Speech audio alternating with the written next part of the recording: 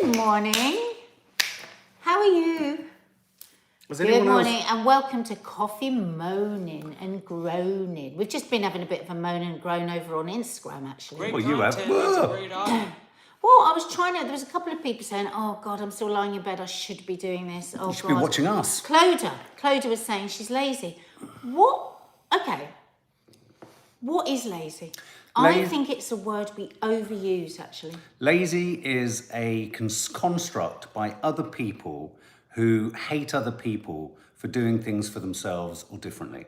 I think lazy is something we think other people are thinking of ourselves, and so we disallow ourselves downtime, which isn't lazy, or me time, which is often recharging, because the system and other people disallow it. I agree. Of course, there are genuinely lazy people who will never get up, never do anything, expect everybody else to look after them. And okay, so just parking that. Most people, I think, it's one of the last things that we don't really discuss, morningly, that we batter ourselves with. We talk about how we go on about our looks and about this and about that. But we never really discuss the whole thing. I think it's interesting how whenever you do get downtime, you just ended up talking about it on your Instagram Live. It then becomes about how can I most productively use this downtime? Yeah. I.e., so you get a Sunday. You won't allow yourself to sit. Well, I mean, some people do just sit around and watch shit, and it's not to say that people don't do that. Or just sit and read, or just listen to the radio. And it's less about whether people do it, it's more about whether people then say, oh, I've been lazy. Yes. You know what I mean? It's not whether you actually get time to do it. Yes. But why do we describe, it's less about doing it or not doing it, because I think, obviously, huge numbers of people watch telly.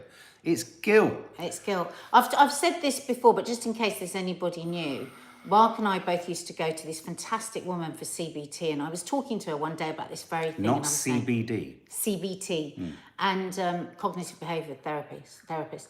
And I was saying, oh God, because I feel so bad, I'm so lazy, I'm so this, I'm so that.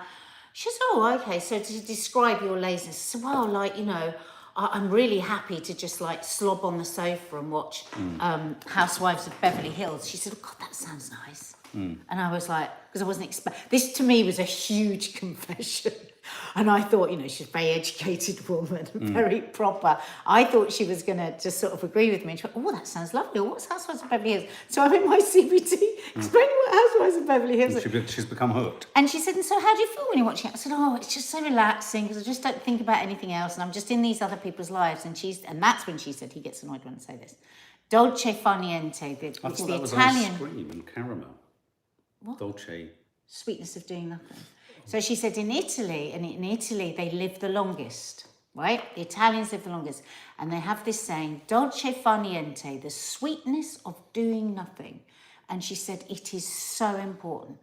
She said guilt is almost worse than anxiety because it's kind of anxiety. It fuels it, doesn't it? Yeah, so she said, you've just got to take that out. You've just got to take that out of the game. That's just part of life. And I struggle with it. I really do. I think another important aspect of this, Sophie R. Good morning, Sophie. Morning, Sophie. Top 10 films coming this Friday. My dad is the worst for using lazy as an insult to family members to get under their skin and make them feel less than him. I also think there's a massive generational thing here where huge numbers of people who aren't necessarily older but are quite conventional, let's say, think that if anyone's on a screen or if anyone's on a computer or if anyone is sort of doing that, they are somehow not doing anything. When in fact, most of our work, most of our content, most of our reading, most of our music, lots of our films are all happening on these devices. So there's an assumption and there's a misunderstanding, I think, from older people and more conventionally, people who don't really get sort of online and all that kind of stuff. But what I would say is who would say that someone's lazy. But what I would say though is you're still saying that there's work going on. They've got their phone, but they're looking at this and they're like, what about if you're just sitting and staring at the wall? Yeah. Somebody would come in and go and say, oh, why are you being so lazy? You're just sitting staring. I think sitting staring at the wall or staring out the window is a really important part of our mental health. But how many of I will sometimes go there. I allow 25 seconds. I stand there looking out the window and I think, oh, somebody in a minute's going to ask me why I'm looking out the window. But, I feel I never have that moment where I just go, because I'll snap myself out of it because all my childhood, didn't you get this? If you were sat like that, go, what are you doing? Trying to catch flies. Yeah. But there's another story. We're going to talk about dry January in a minute. And there's one aspect of it that I just want to flag up, which really kind of annoys me. And it's this idea that the argument suggested, we'll unpack it in more detail, is we need to drink to keep pubs going, which is such a sort of fucked up. It's not inaccurate. For people running the pubs. Yeah, it's not an inaccurate description of the situation, but what a fucked up system that we have to say to people, essentially, take a legalised drug to keep a part of the economy going. Now, stretch that thought beyond that to you do anything for yourself. If you do anything for yourself that isn't productive for the system, the country, you're lazy. And I think that's what people do. I think people weaponise any behaviour or any time that they don't understand as productive, they characterise it as lazy. And I think even if they don't characterise it verbally as lazy, I think we internalise the worry. We do it to ourselves. We don't need somebody telling it to it. Like Vicky, just read that one out. Vicky Waiting, Velvet Vicky Waiting, I think you may have sent your address. We have been struggling to find your address, which is why the card hasn't gone out. But I think send it to us again, honey. I struggle with guilt, have done since I was a very young child. It's debilitating, had therapy, etc. But I literally berate myself for almost just existing. Wow, see, it's a runs deep, doesn't it? It really does run deep. And I think when we're talking about all these sort of quite fairly superficial things that we want to change in January or the new year, I think we should think about that a bit more. How much are we being controlled by people from our pasts? Still controlling the way that we think about ourselves. We're policing ourselves. Not there, Tom. It's just the dog. But anyway, that wasn't one of our topics, but I just wanted to carry it on a bit because we were chatting about it on Instagram. Welcome if this is your first time from Instagram. But on that note, it's really curious, isn't it? That, if you wake up on a bank holiday Monday or a bank holiday, part of you has this huge I'm allowed to be, we're not, but I'm allowed to be somewhat off the clock. Or, there can only be some sanctioning of that. Whereas otherwise, we're all, I don't want to get too bold about this, but what is the difference between slavery and not being able to not have to do all the other things that other people are telling you to do? Well, because there's different levels of slavery. No, of course there is. I'm not suggesting no, but in terms of being enslaved to a system, I think it has a massive negative impact on most people's mental health because everyone is engaging with that system in a different way. It's like Zoe just said, there's just so much pressure, economic slavery, yes, me too. It's like Zoe said, there's enormous pressure all through January from other people telling us what we should be and what we should do. Who was it there? Was it Lee? Who was it there that just said, Tim, I think, I've got so much to change, it's scary. Lee Durrant, Oh, Lee, I just think, hi, Lee. Hope you're well. I think that's an enormous amount of pressure to put. I think that it's just, nobody believes in small changes like, what is it, that quote that we both love, which is slowly is the fastest way to get where you're heading. And we do want quick fixes for everything. And there really aren't any. There really, really aren't any. And as soon as you release yourself from that, and you release yourself from the thought that doing things gradually, doing things in moderation, is actually sexy, and because people say, it's so unsexy to do things in moderation. It's not, it's really sexy because guess what? It removes so much anxiety, it removes so much pressure that actually it is. If you've done no exercise and you decide to do 10 minutes just today, this week, that's better than not having done any. But we all do it. We just want to fix everything all at once within the first week of January. Pauline McConnell says we always think we have something to do that can't wait. Absolutely right. And so the guilt kicks in. In a weird way, there's an argument for why Sundays became a day of rest. Maybe religion had it a bit better that you do actually have a day where you don't, it was frowned upon, wasn't it, back in the old days to even hang your washing out. Do you remember in The Crucible by Arthur Miller? Yeah. There's a moment where they say you hang your washing out on the day of the Lord. And a lot of places in Europe don't open on a Sunday. You'll go drive through towns and villages in France and Italy and Spain, they're all shut up. Danielle, that's what it should be. Danielle Abatan, can we have another ADHD update, Nadia? Yes, I was going to do it yesterday. I had the worst headache yesterday. I was really pushing through and I just thought... Christos, thank you for that. If you wouldn't mind pinging that over to me. Article on the Scientific American online, The Creativity of ADHD, more insights on a positive side of a disorder. Oh, thank you, Christoph. Thank you for that. Just such a font of knowledge you are. Font of knowledge. Okay, so I guess, sorry, even I felt as I pulled this up, I thought, I've had enough of this. Prince Harry does a couple of interviews and says, he wants his father and brother back. And what have I said right from the beginning? That the problem with what that happened with him and Meghan was I think they made decisions too quickly and signed deals too quickly, so they had to say too much too quickly. And I think it's always better to take the heat out of the situation before you start talking about family in a derogatory way. but he would argue... It's going to make it so difficult for him. But one of the mainstays of these interviews is him saying their silence is a form of talking in a derogatory fashion about us. So he's talking about how they've weaponized silence. Just before we get into the nitty gritty of what he's actually saying, because I don't think, on many levels, I understand what he's saying. I do. But I would tell you where my real concern for them comes. Is what the fuck are they going to talk about after the books come out? Because they can't. Well, to be fair, I know a lot of people say this, but let's actually think about this. They do. I think they do both genuinely have their passions, and I think they will move into their charities. Right. And, we won't see a lot of that. We don't need to see a lot of that. But, I mean, there's Invictus Games that he's done over the last, I don't know, however many years. Yeah. He's raised a huge amount of funds for, injured servicemen, men and women. And she had all her charities even before she was... I think they'll just go back to that. Mm. But the thing is, I don't think they'll want to go back to it until they feel that they've had a response. Well, and therein lies the problem. I think the royal family just will not respond.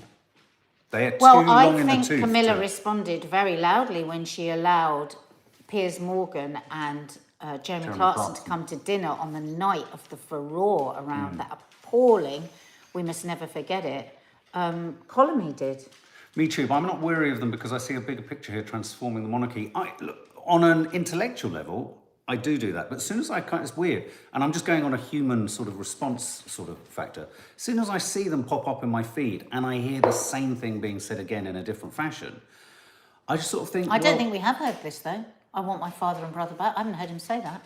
This is actually a new line. That's why we're talking about it, because this is what we've been talking about over the months, isn't it? Is that he will come to a point where he wants his family back. Mm. And I feel... he'd have burnt his bridges. Now, people will say, people might say, well, he hasn't said that much directly about them. It's been about the institution. But all the little things will feel like huge things to those individuals. I mean, talking about William shouting at him, talking about the statement that was made after he left the palace, after they'd had their argument, and them denying that they'd had the argument. To reveal those extremely private things within a family's argument in that way, I just think it's going to be so hard to go back. But I suppose where I'm coming from is less about the rights. I agree with you, Michu. I think by the end of and I'm going to stress this incomplete point. We got to the end of episode 5. We didn't end up doing a review of episode 6, and I'm going to give you a very strong reason. I kind of felt I'd heard everything I needed to hear.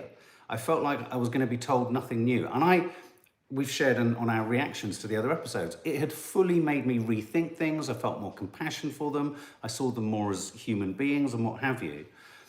But I do remember thinking, okay, well, that's one thing. Now he's got to go into a press push, which he is. This is part of his deal with Penguin, a Random House, to promote his new book.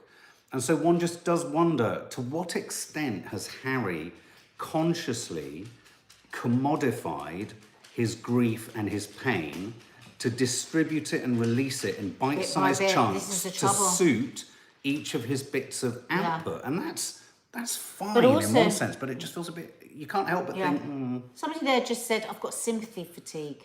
And, we go back to that. Every single family has their problems, And at some point, we are all going to say... You know what? There's a lot of shit going down for a lot of people. People can't afford their heating, their food, to put shoes on their kids' feet. You're living in a palatial home. You mix in the most incredible circles. You are adored and celebrated everywhere you go. Yes, I hear that you wanted to tell your side of the story, and I think that they did. Yeah, I agree. And I have sympathies for them, for both of them, and I do think there was a huge amount of racism that they had to endure. I don't think everyone that didn't like her was racist. I think some people didn't like her because of all sorts of other reasons as well. Yeah. And I think we've heard it. And now let's think about the other people in the world that are really facing huge challenges on a day-to-day basis. I'm just making a coffee in my lovely new red cup. I totally agree. I mean, they had our sympathy. I felt really emotional and I felt really sort of positive towards them. But I do think there is a real problem when you start to commodify in too much of a cynical fashion what it is you're going through. And the thing is, I think as Faith is saying there as well, remember, we have not seen a documentary, we have seen one side of the story. Yeah. We have heard their story. Now, if you take the other side's story, of course it's going to be completely different. If you take Mark and I into separate rooms and you tell us your story, tell us the truth, our truths are going to be really different. Yeah. Not necessarily maliciously, but just the way that we process things are going to be different. So I think now, unless you're going to have a hard-hitting interview where there are no holds barred, so you have somebody that, a really respected interviewer Who challenges them. That would be of interest, because I need to hear the other side of the story of it. The guy from CNN, who I think was the guy, it's really odd, I'm confused. I thought it was CNN, but he was interviewing for ABC. Maybe he's changed channels, I don't know. But he did ask the direct question. Guy. Yeah. Can you see a day when you would return as a full-time member of the royal family? No, says Harry. I think that's about as kind of contentious as it gets, and a clear answer. And he does. Well, I think, but you see, the kind of question that you need there is, do you think your family would ever invite you back into the royal family? Yeah. Because that's the kind of question we need to hear the other side, or from the other side. But I mean, like you said, never complain, never explain has always been there. So I mean, you're right about us. I mean, if I went into one room, of course, people would suddenly discover you're into rubber. Exactly. Yeah, and I'm not. Squeaky rubber as well. Hey guys, did you watch the Mark video yesterday? Oh my God, it was so funny. Gabby, she's so funny. I'm just embarrassed. And do How go many and check. times I say Mark? But also go and check out Sky's compilation of the best of Vlogmas. Very funny too. It's just very well edited, both of them. Thank you so much. So thank you so much, girls. Just a quick gesture to this story, only because it's kind of, I just feel like, does anyone else feel like COVID is just beating a very distant drum, or not so distant drum, there's a sort of rhythmic pounding in the background, and it's not Nadia, it's COVID. And it worries me a little bit because the chief medical advisor at the UKHSA, what does that represent? The UK Health Security Agency has suggested, and this was weird when I said this to Nadia last night, because like you said, this should be the case anyway, that adults should stay at home when feeling unwell or wear face coverings when going outside. I personally don't understand why the government isn't issuing stronger guidance, admittedly guidance, because you know what I mean? If things are getting worse or intensifying, then I think it's more than reasonable to slightly adjust precautions. But there seems to be if we say you've got to increase or adjust precautions, we're admitting it's still not over. Well, it kind of isn't still over, and it will never kind of be over, but we've got to be responsive. I get frustrated. I get frustrated as to how we sort of seem resistant to want to say, oh, this is, COVID and disease and flu is going to do that. But why do we only ever have a fixed approach that is irreversible and has no sort of, malleability in it? Do you know what I mean? We get locked in. I think the thing is, we've always looked aghast at Asia, haven't we? When people wear masks. Yeah. And I think I do find myself thinking, I wish I had a mask on me when I'm indoors sometimes, Yeah. Like around Christmas, I went into Westfield, it was heaving, it was so hot. And we've learned a lot about contamination and infection. And the thing is, I think if the NHS wasn't in the parlous state that it's in, I probably wouldn't be thinking that as much as I am about it. But it's like, I think we all are more nervous than we've ever been about needing a doctor or needing a hospital, even more so than when in the pandemic, in a way. God. Well, I mean, the stories that I'm hearing awful. from friends of mine that have got friends in hospital, or it's just horrendous. So I think, I've quite a few times I thought, I wish I'd had some alcohol rubbing. And I'm actually going to keep a mask and the alcohol rubbing because I don't really want COVID again. And I don't really want the flu. No. And I just don't want it. So that's my personal decision, And also, I think what we've got to get out of is people going, oh my God, that person was wearing a mask. I know this is We really do odd. not know. I've got friends who've got cancer at the moment. You would look at them, you would not know. No. So I think if I've got a bit of a sniffle or a bit of a cough and I put a mask on, I would think of my friends that actually whose immune system, like one of my friends who has cancer, she was saying the other day, I don't think I can I'm really thinking about whether I can send my child to nursery anymore at the moment because every week she comes home with something and her immune system is suppressed because of the chemo. And so that becomes you would not know it to look at her. You would not know that's all going on inside of her body. So I think, maybe that's something we could have learned out of the pandemic, that we just think a little bit about tolerance of others. If tolerance, people want and also we just are very laissez-faire with getting ill, and do we wash our hands every time we come in from outdoors? Well, if you look at recent research about self-service tills in supermarkets, no, we clearly don't. Yeah, Ruth Blanford wears a mask in a lift. Yeah, when you're right. I mean, God, Kiki had a New Year's Eve party here on New Year's Eve. And how many kids were there here? A lot. And I just said to her, oh my God, how many viruses are there? And they were all screaming and singing. And I was in the Prince Charles Cinema seeing something for our top 10. And it was absolutely heaving. And the feeling that one felt you were breathing in other people's air was acute, and I think ever since the sort of pandemic, it has become more acute, the idea that you're in a self-contained. I just think there should be no judgment about anyone who wants to wear a mask. And I think it seems bizarre that we've got to this situation that you wouldn't sort of, in a sense, people do naturally keep yourself off work if you were feeling severely ill, rather than this idea of push through. I mean, of all the times not to push through, I'd have thought coming out of a pandemic isn't the time. But there we go. It's like my homeopath says, when you first get that sore throat, because that's your body saying, something's going to happen. She says, actually, if people then took real care at the beginning, what people tend to do is keep going to work until they can't stand anymore, and then it takes so much longer to get better. But if you look after that straight away, you can, you could probably shorten the amount of days you're off work. But again, we go back to that guilt thing. I've got to push through. I've got to go in however ill I am. And Okay, well, I've just put a poll up asking, is dry January a useful concept? Obviously, for anyone who possibly doesn't know, I'm a recovering alcoholic, 18 years, and and so 44% of you say yes, 56% say no. It's a slim call there, so I'd say it's almost equally split, though slightly favouring no. Why, for those of you who say no, why not? See, for me, I have such a kind of contradictory relationship with dry January, because in one sense, the only and the first thing anyone needs to do if they've got a problem with drink and it's spiralling out of control is to stop, right? So stopping, unsurprisingly, is the very first thing you do to get well. I mean, it has to be. So what could be wrong with anything that suggests you stop? And if you look at the statistics, which I was looking at this morning, a YouGov poll says that something like only 24% of everyone who starts dry January sticks with dry January. So you could argue, by extension, it's really important that even if just 24% of 100% get through, that in and of itself is good.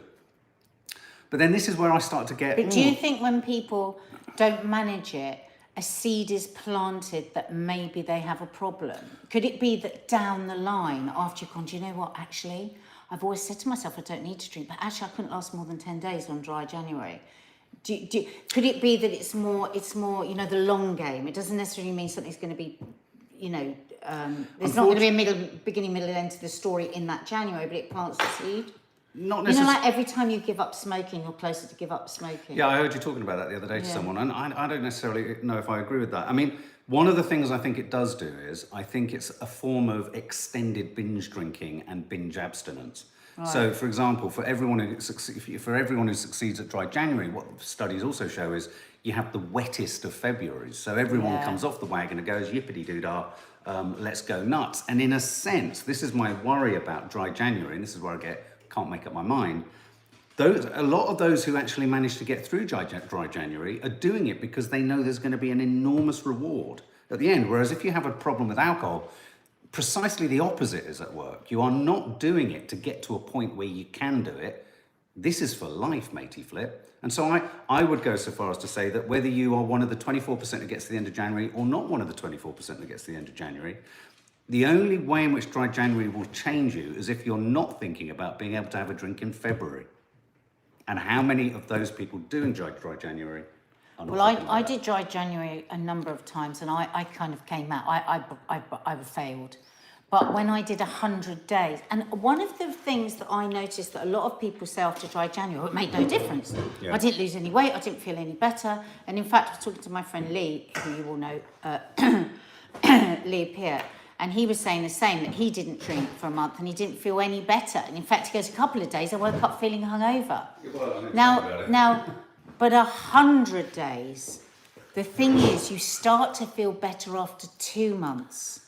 And then after 100 days, when I did it, I felt amazing, didn't I? I lost so much weight. I felt incredible. And then I was like, oh, I've got to go back to drinking. It was really weird. And do you know what? The first few times I drank, I felt so poisoned.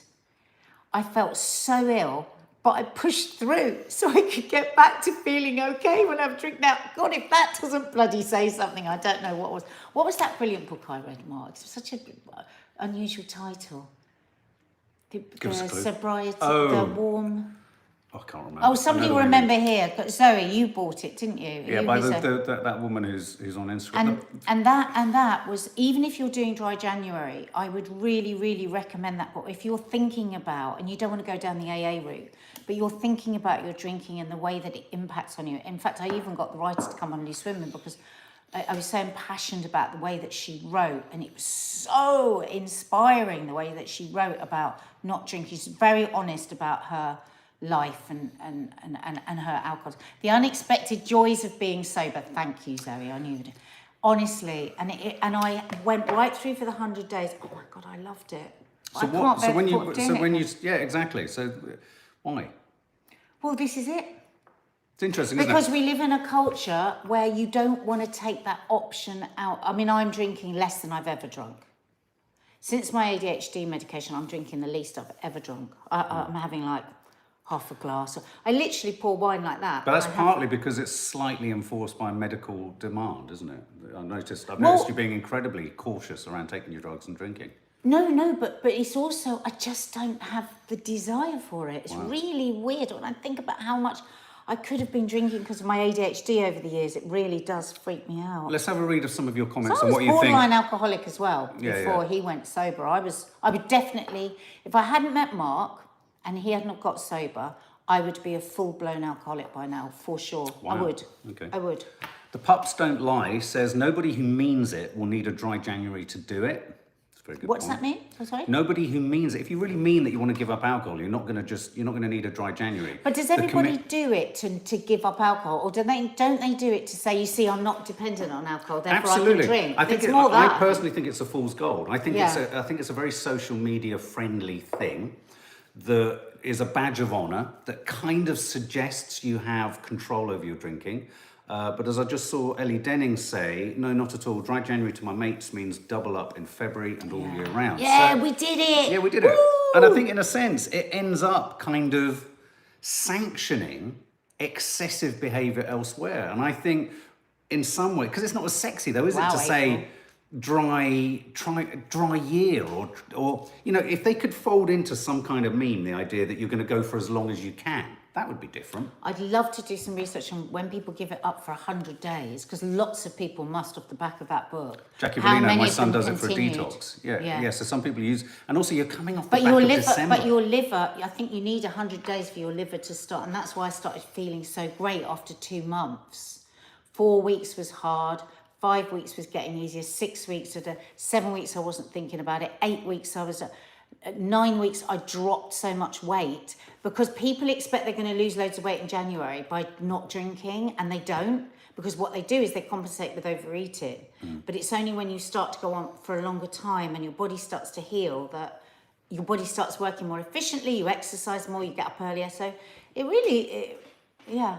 Neve, tea, I think it's more of a detox after all the drink and food over Christmas. I think, yes, but let's Yeah. keep it that. I mean, but you're right. Maybe maybe are people coming to it with too serious an agenda. Maybe it is about detoxing. And as I said at the beginning, any challenge to your own drinking habits, I think there has to be a germ of a good idea in that. There has to be. So that's why I never just go, oh no, not at all. Because for me, I think even if it's a tiny percentage of people who do it, if it makes them think about the drinking, and maybe it won't change this year, and it might not change next year, but it might come to the third dry January where they go, well, hang on a minute, all that happens is the rest of the year is a total washout too. So I think for that sake, better that we champion something that is saying caution around drinking for however short amount of time, rather than just get blasted, which is what culture It's like says I most saw of the time. today a whole stuff about, Veganuary is another, people telling us what to do. Well, you know what it is? It's like if we all just cut down, like just a couple of days of eating meat, the incredible effect that would have globally on the planet, if everyone just cut down and had like 2 meat-free days, that's an amazing thing to do for the planet. But also, why not just try to eat more healthily? I mean, food is just so important to our health.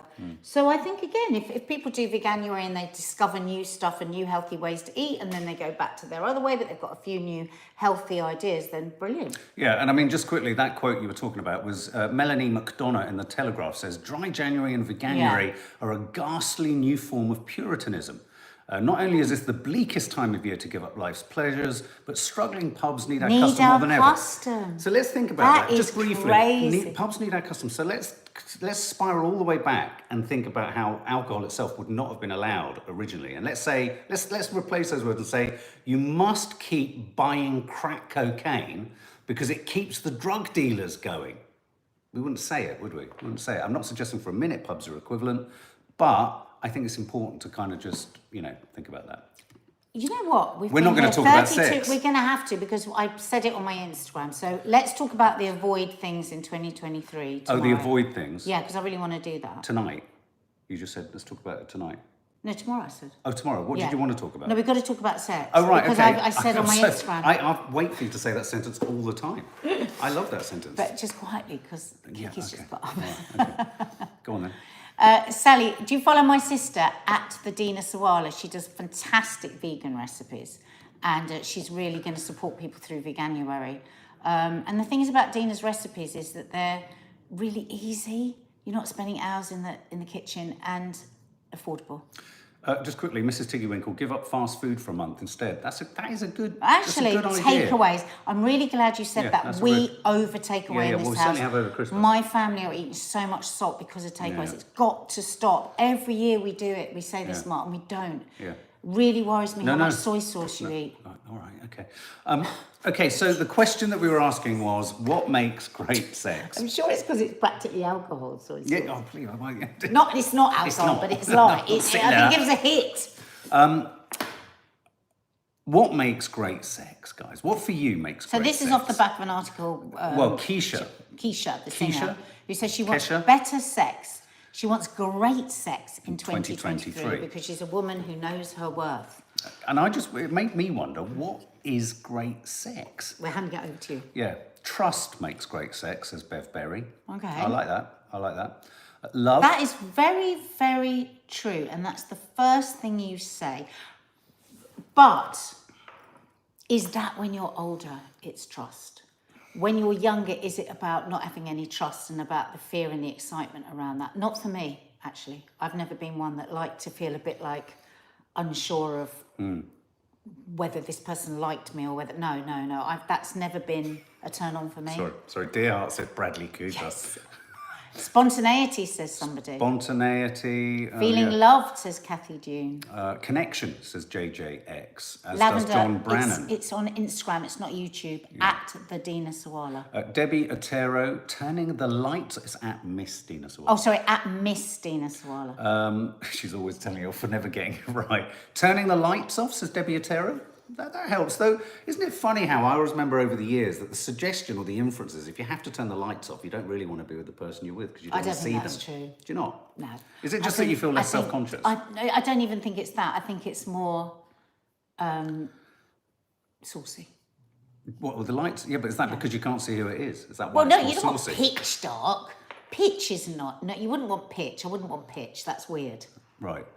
But a low light, you don't want a bright light. You don't want kebab shop lighting. Why do you force me to wear a Mark, miner's helmet? Whatever you're doing, don't. I have to wear a miner's helmet with a torch on sometimes. Good chemistry and confidence. Nothing worse when somebody doesn't know what they are doing. Yeah. Yes. Yeah, especially Yes, with a okay, well, tennis let's have a racket. little of what makes it. But don't be too silly because people won't talk. Don't be too silly. Tom Hardy, says Sophia. Fun and excitement, says Melissa. Chemistry, says Zoe Agnew. Yeah, and a bit of biology too. If you're into it, sometimes physics kicks in.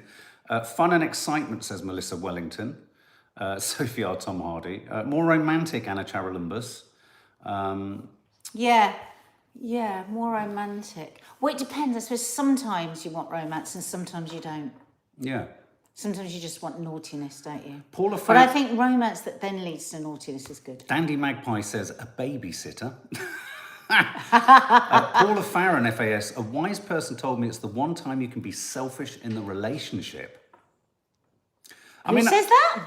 Paula Farron says a wise person told me it's the one time you can be selfish in the relationship. I don't know what that means. In the bedroom, you can take what you want and have what you want. And ask for what you want. I think I kind of understand what you're going for. Put some skin on the flesh Give us on a the bit bones. more, Paula. Yeah, come on. Jane Taylor, have you any advice on stress incontinence? Sorry, I was going off on a tangent a bit. I'm having problems when I laugh, cough or sneeze. I was just wondering if you knew what would be the best way to get help. Well, first of all, you really do have to go to a doctor, first of all, because it can be all sorts of other reasons. I have done this, I think she's asked me because I've done quite a few things on this. So do that first. You've got no idea. You're supposed to do something like 150 pelvic floor exercises. This isn't just women, men as well. And this is actually connected to sex. How do you This do is it? actually connected to sex because if your pelvic floor becomes too weak, you don't have as index. Sorry, I didn't hear that. Say that It will again. affect your... It'll affect your... No. How do you do one? I don't know how do you do a pelvic floor. I always ask and I never understand. Right, listen. So it's really important to see a doctor first. Depending on what your finances are like, there are different things that you can do. But first step, see your doctor. Follow at Jane Wake on Instagram. She is the absolute pelvic floor queen. And you can DM her, you can ask her questions, and she will answer everything. And she will tell you exactly how to do a pelvic floor exercise. And it really will improve, as long as it's not... Can I just ask, for a man, just purely biological, for a man, is it equivalent to tightening your arse and raising your bollocks? Yeah, but you've got to try not to do it so much in the arse. You've got to pull up, like when you're stopping yourself having a wee. So you pull it up and you hold and down. But I'm not an expert on that. Really, I think the person, I can't give you better advice than go to see at Jane Wake on Instagram. She is the queen. I mean, I remember with Jane saying to me at one point, men really need to do it. And 150 a day is quite a lot. Well, because men start weeing themselves when they're older. Don't think it doesn't happen to men. It does. Weeing themselves? But it comes a little bit later because they haven't had children. Because basically the baby sits like that on the pelvic floor and stretches out the pelvic floor. So that's why a lot of women will have bladder, leakage after they've had children. Careful, because men can have children now. Vicky Waiting, Mark, any opportunity. Yeah, well, there is any opportunity. Okay, I was going to take us to what is your darkest sexual fantasy, but I feel that's a bit too much, isn't it, over breakfast? But yeah, there you go. So keep So sharing. I think what happens in a relationship when somebody like Keisha says, I want better sex. Well, she's not in a relationship. No, but I want better sex. It can be very intimidating, can't it? This is what every What, for sex the man who meets expert her? will tell you to do if you're in a couple. Have no sex. Give yourself a time limit, a week, a month, 3 months. Have none, go back Then to have having, loads. affection and all of that, and it will kickstart you. As soon as someone says, I want great sex, it's really It's scary. yeah. She dumped them, says Zoe. I run in the opposite direction. It's petrifying. So tomorrow we'll talk. Maybe we'll talk a bit more about this tomorrow, and we'll also talk about what to avoid in 2023 and other things. Oh yeah, some trends to avoid. Guys, have a lovely day. Oh, and also